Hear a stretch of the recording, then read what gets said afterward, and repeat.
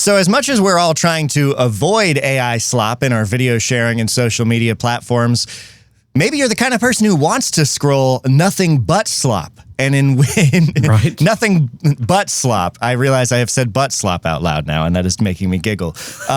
If you want to scroll nothing but slop, Meta has you covered. They've just launched a new short-form video feed of purely AI-generated videos that you can scroll called Vibes. Mm-hmm.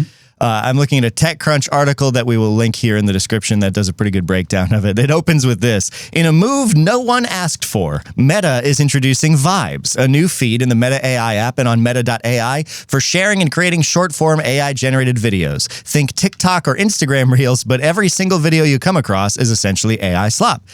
And that's pretty much it. I'll jump over here to the actual Facebook press release, which says largely the same thing. They do say the feed will become more personalized over time, so there's some algorithmic curation going on. If something catches your eye, you can create your own videos or remix what you find on the feed and share it with friends and followers. So it really is AI brain rot TikTok, and now in the same app that you manage your Meta glasses and all that other stuff with. I'll pull it up on the screen so we can just explore the feed together for a moment for those of us watching. But it is pretty much, I mean, if you've been on Facebook in the last 6 months or last year, really, right, more of the same. Remarkably pretty, eye candy, surreal, weird AI slop videos, an unending feed of them, and you can click and customize and remix them and adapt them. Most of the response to this has been pretty much what you expect. People saying things like, why would I want this? And great, right, cool, more brain rot. So that's a thing. If you want to check it out, meta.ai/vibes. I wouldn't necessarily encourage checking it out because there's not really a whole lot to see here. I'm not going to log in and demonstrate like the remixing features or anything like that because I don't have a meta.ai account and I don't feel like today is the day to start. But I do want to talk more broadly about AI video because we've had other big breakthroughs that aren't just this, including the release of Sora 2, which is a pretty big deal. Right. Because it is remarkably good. You've been playing with it, Perry. I have a test from you. We'll play later. I have. Play later.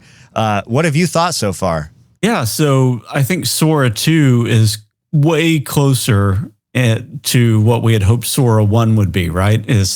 We saw those preview clips from Sora 1 a long time ago where they had like the drone going over Big Sur and the lady walking through Tokyo and all that. And everybody's like, oh my God, AI video's here. And it's really good. And then the real Sora came out and it had been surpassed by other models by then. Yep. When Sora 2 came out, it's like really, I think it's fixed a lot of the coherence problems, a lot of the physics problems. The resolution for each video is really good. And they've got two things that I think are direct shot against Zuckerberg's bow. And even Elon Musk, right, is they released their own social media platform with it, which is the Sora app on iPhone that we can pull up in a minute. Though their servers are getting hit hard. It's like barely functional right now. You were trying to show me I tested. right before we started the show, and we could not get videos to pull up. So we'll do a demo, but we'll see if we can because it's definitely getting used a lot right now. Yeah, that'll get fixed. I've had it work for me enough to know that it does work when it's not just in an onslaught of traffic. They've essentially DOSed themselves, but. The social media app is an interesting play against Meta and Grok. And I think there's maybe some good to that. We can talk about that in a minute, even though it is AI slop 24/7 on that, right? It's an AI platform for creating AI slop that then can just be doom scrolled through in the same way that every other social media platform can, but maybe there's an upside that we can touch on. And then the other thing is that they've added sound and voice and all of that stuff that we got from VO3, which is really good. And it's okay.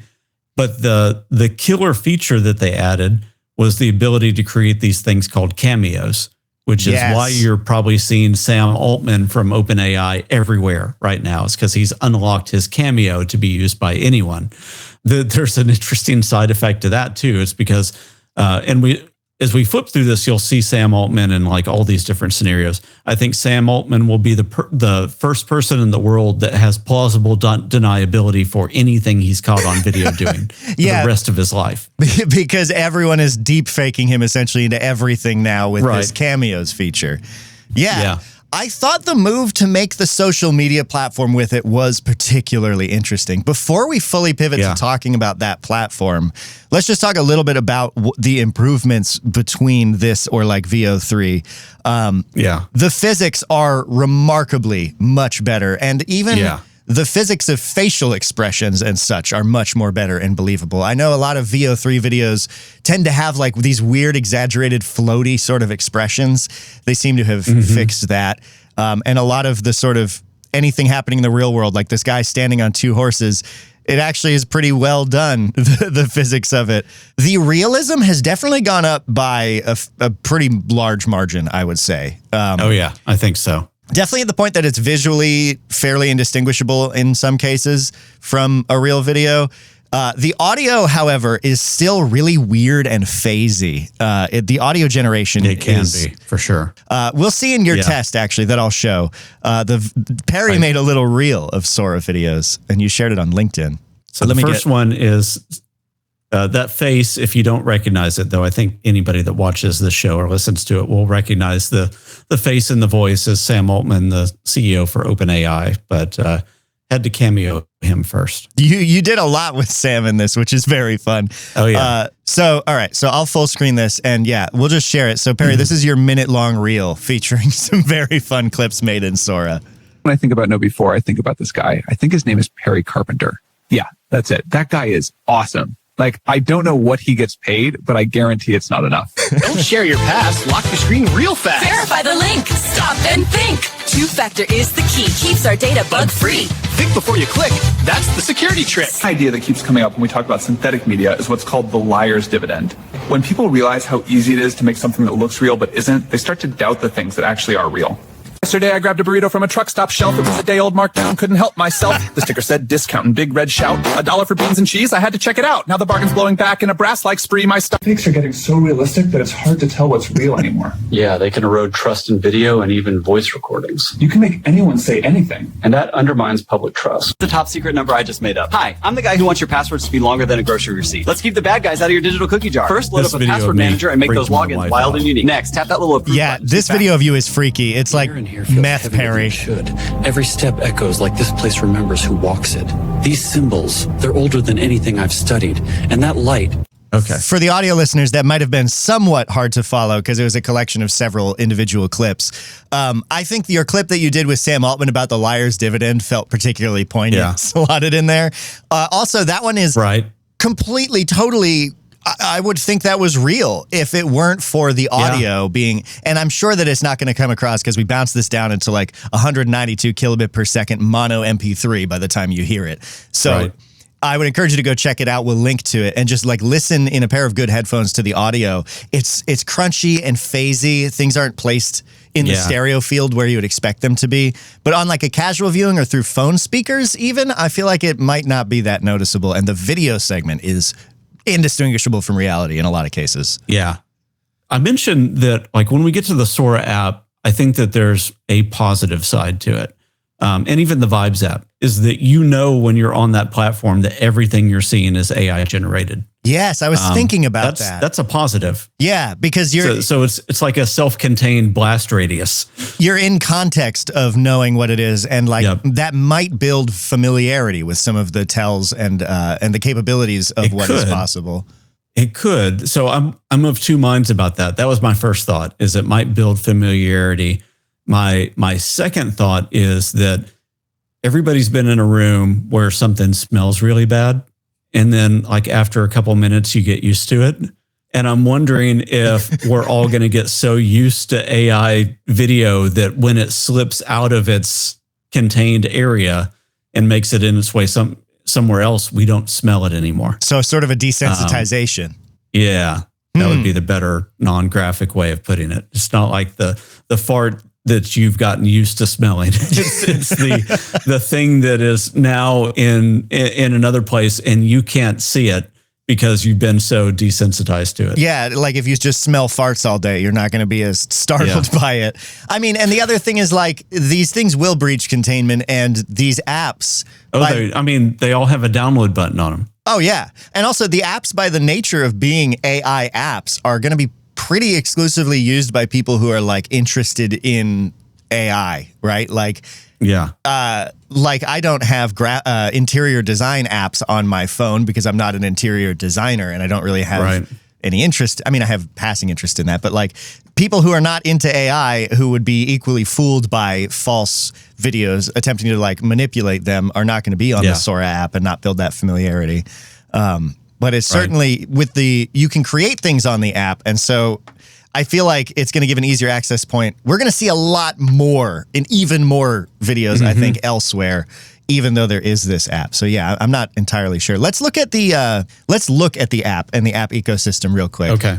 You have it on your phone. You get that ready, and I'll do a dramatic reading of some of the reviews. Sure.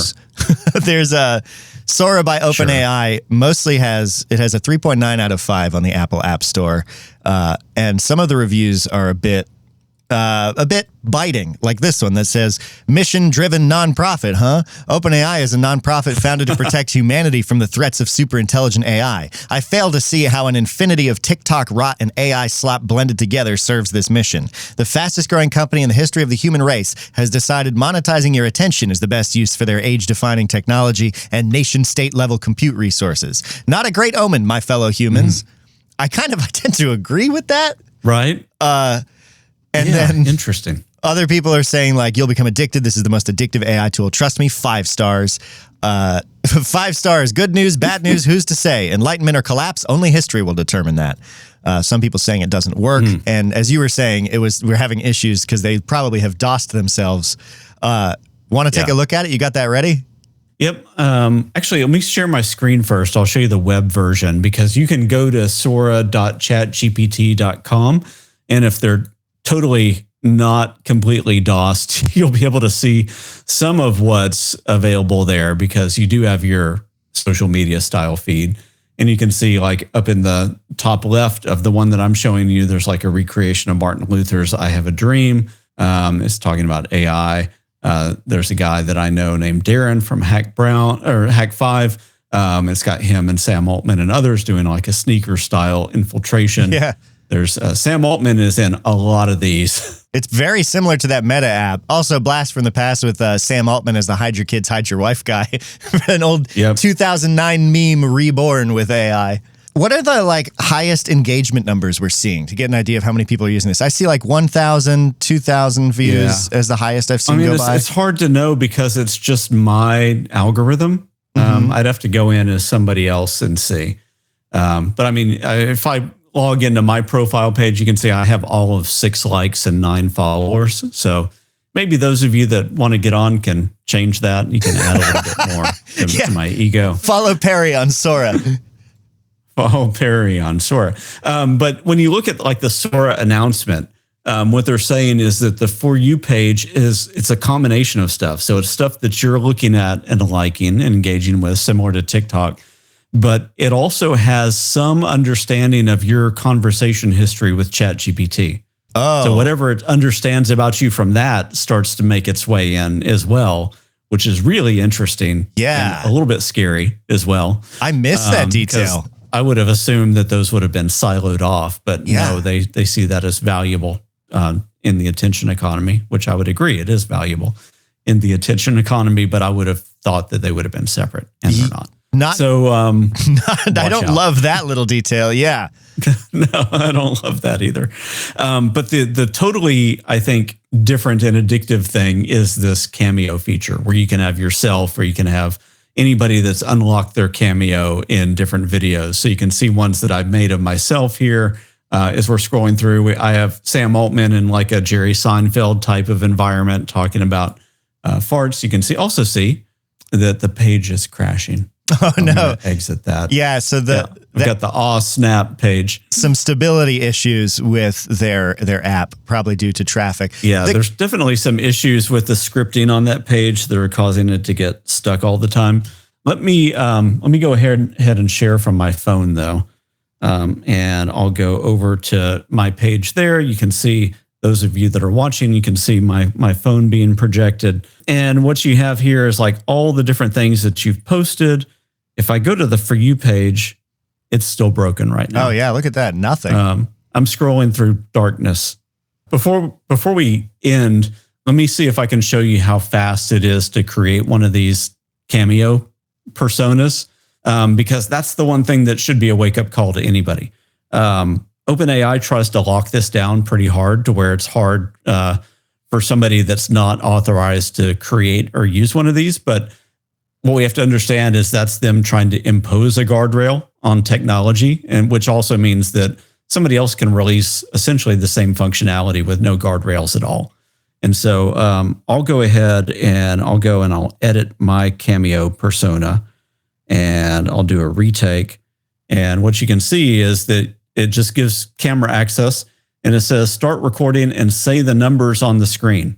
Okay. So you usually think that like to create a deepfake audio, you need a decent amount of audio to do that. What this is going to show us is that it only takes reading 3 sets of numbers.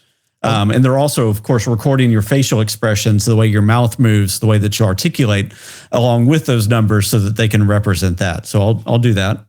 88, 95, 61. And it says, turn my head to the left. Turn your head to the right. Just like a Face ID. Wow, that's it. Yep. That's it. And then it takes about a minute to create it.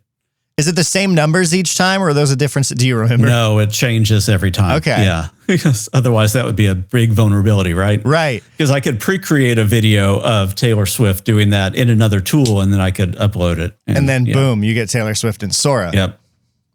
And so exactly. It currently says processing, and it is nearly done already. It says this may take up to 1 minute. It's nearly done. So yeah. So that great. You're done. Wow. That's how fast. And you've seen the quality of the outputs of these. They look like the person. Yeah, they really do. So if you hit continue, then what's next? You just right. And I'm going to say only I can use it. That's the key for this one, right? Yeah. Yeah.